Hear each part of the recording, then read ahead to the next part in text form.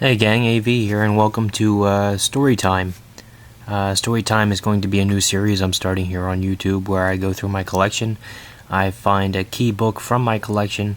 I give you a brief history about that book and what makes it a key, and then hopefully by going through the book page by page and giving you a glimpse at what's on the inside, you can hopefully get a good idea as to what exactly makes this book so special.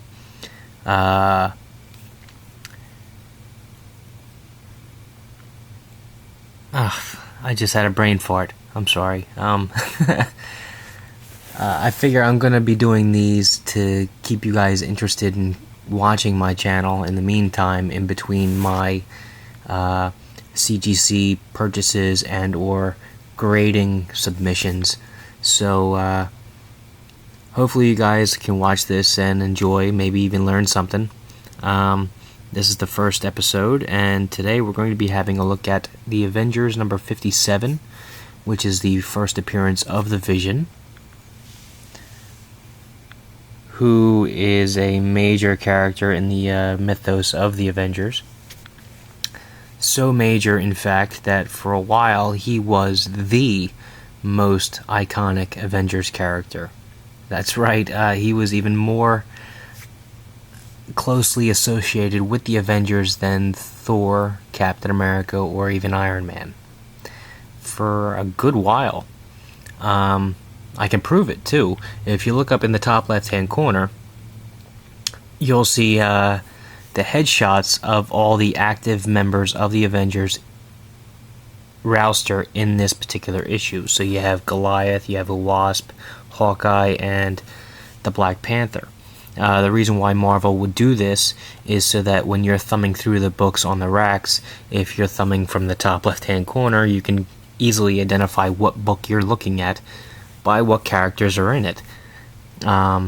Same can be said for like the Amazing Spider-Man. You'll see Spider-Man up there, the Mighty Thor, Captain America. You get the idea. So back then, when they had a group book like this, you would see all the members of that group or on that team up in the top left hand corner. But for a little while there, like in this Bronze Age Avengers book, who do you see up in the top left hand corner? Just the Vision. That's it. He was enough to sell that book. He was important enough to sell that book by himself. And to drive the point home, if you look at the rest of this cover, you've got Thor and Iron Man in this book too. I mean, they're no slouches. They're heavy hitters too. But you don't see them up there. Just the Vision.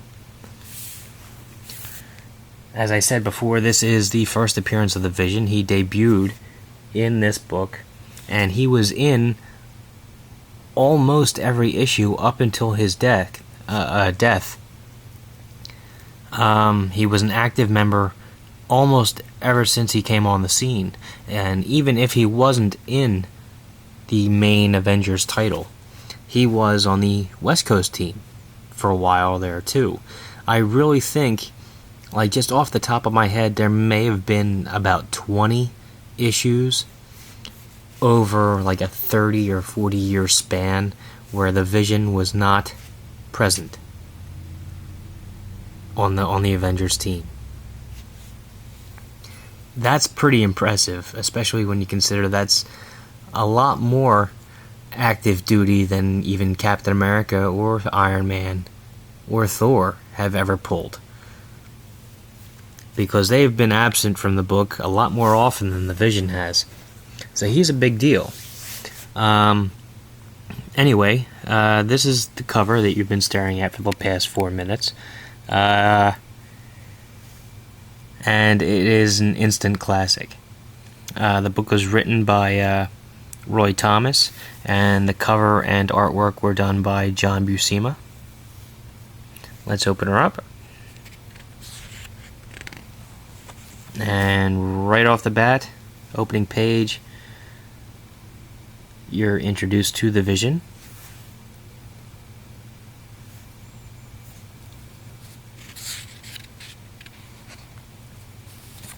as he silently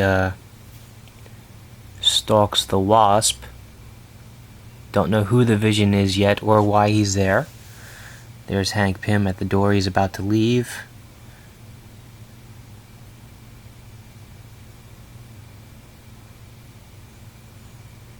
Vision breaks in, attacks the Wasp. The Wasp tries to get away. He phases through the wall.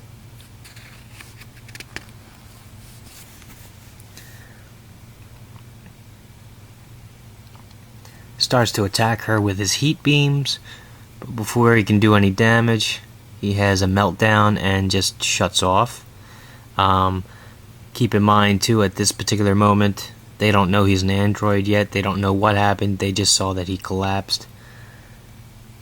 Goliath notices that something's wrong, grows to giant size, starts to climb the outside of the building, like King Kong style. Breaks through the window. The Wasp gets pissed off at him for doing that. And he has a look at the Vision, decides to take him back to the Avengers mansion, and calls in the rest of the team, including Hawkeye, who just shows up at the Black Widow's apartment. Yes, that is Natasha Romanoff, the same Black Widow from the movie. And no, I don't know why she's standing on the ceiling or why she has black hair. If you do, maybe you'll get a no prize, but hey, I can't answer it. She jumps down, they start talking, he gets the phone call saying he's got to go back to the Avengers mansion. Black Widow gets pissed off. And even more pissed off that he's leaving. There's the Black Panther, Incognito. And he notices a robbery taking place. So he decides to intervene.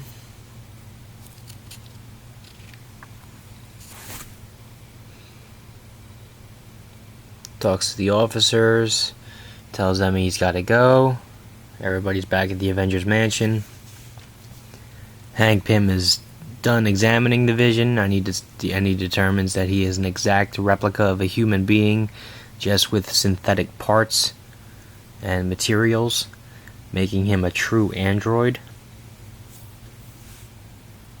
The Vision regains consciousness and begins to attack the Avengers again.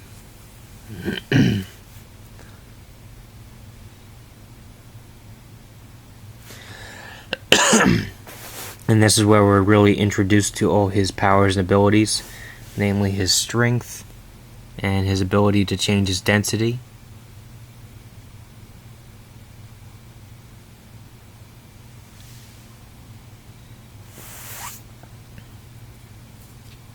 The Avengers break through to him and they start to reason with him. So he sits down, searches his memories, and he realizes that he was coaxed into attacking the Avengers by the person that revived him or created him, namely Ultron, who the Avengers have only met one time previously, by the way, up until this point. They talk to the Vision. The Vision says, "Hey, sorry for attacking you. I'll go show you where the bad guy is." They say, "Okay." Head over to Ultron's lair.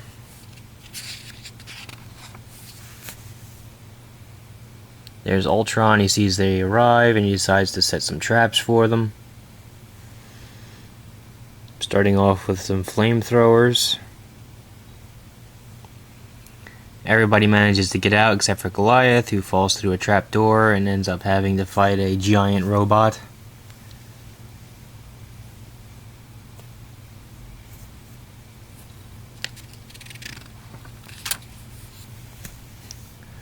And the robot kicks his ass. The rest of the Avengers and Vision are walking down the hallway. The Wasp is noticeably upset that they left the Goliath behind. Ultron throws a switch. The walls in the hallway start to close in. Everybody's trapped except for the Vision, who can phase through the wall.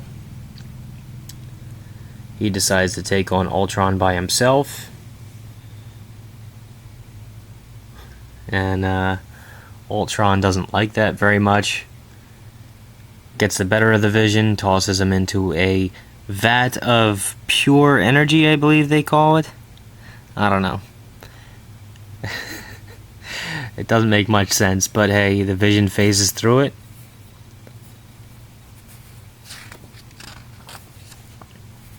Two-page ad.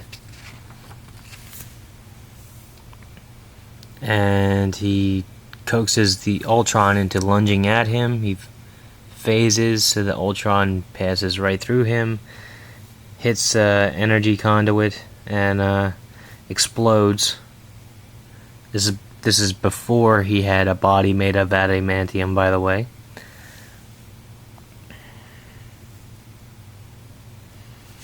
Vision explains what happened to everybody. Oh, as Ultron blew up, all of his traps stopped working.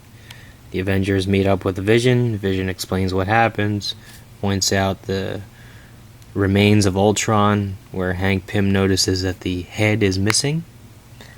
The head actually ejected up onto the surface through the hole that you can see them talking through right there. The head's picked up by a little boy, starts tossing it around, kicks it, breaks one of the antenna, which actually keeps Ultron activated, and leaves it for a pile of junk. So yeah, that was about it. Next issue, who is the Vision? The origin of the Vision. And this also explains why he got human emotions, even though he's not human. And I could tell you, but I may do a review of that book in the future, so I'm not going to do it right now. But yeah, that was the Avengers number 27. Or 30, or 57. I'm sorry. Yeah. If you like this video, then check out my channel. If you like what you see there, then please subscribe. And as always, thanks for watching.